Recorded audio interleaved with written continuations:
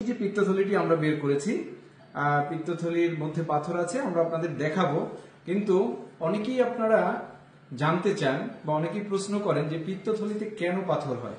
সুপ্রিয় দর্শক মন্ডলী, আমরা কেবলই একটি পিত্তথলির অপারেশন করলাম, যেটা আমরা ল্যাপারোস্কোপিক্যালি করেছি। কেউ কেউ আপনারা বলেন কম্পিউটারে, ছিদ্র করে আমরা যে অপারেশনটা করি।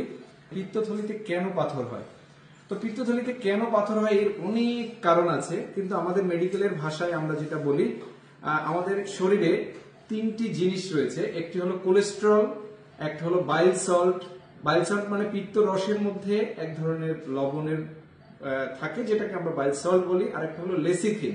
লেসিথিন নামক একটি জিনিস বা পদার্থ আমাদের শরীরে রক্তে থাকে।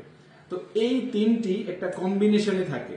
আমরা যদি এরকম বলি যে আমরা তিনজন মানুষ একটি দড়ি ধরে বা একটা রশি ধরে টানছি, সমান শক্তি দিয়ে টানছি, তাহলে কি কোনো দিক কিন্তু আমরা এটা নাড়াতে পারবো না, একটা ব্যালেন্স থাকবে।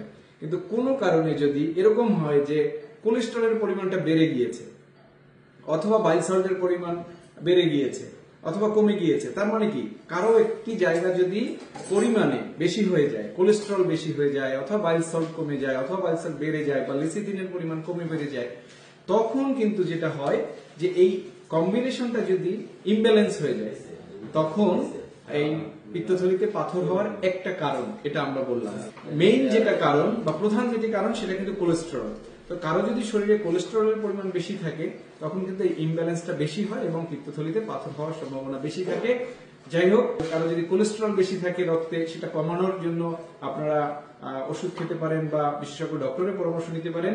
তো এরকম ছোট্ট ছোট্ট টিপস দিতে আমার পেজের সাথে আপনারা যুক্ত থাকতে পারেন। আমার পেজে আপনারা লাইক দিন।